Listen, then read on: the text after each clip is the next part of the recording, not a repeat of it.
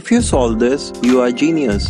Mr. Harry had 4 daughters. Each daughter had a brother. How many children does Mr. Harry have?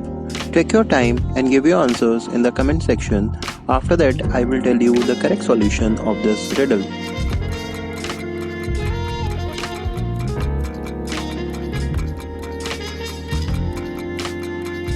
This riddle seems to be very tricky, but it's very simple. You have to read the question very carefully. Mr. Harry had 4 daughters, not has.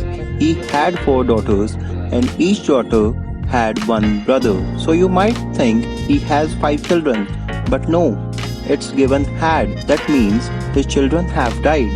So Mr. Harry has no children at present. So the answer to this riddle is Mr. Harry has no children. For more puzzle videos like this, please click on the subscribe button and hit the bell icon to receive the notification of any video which we upload.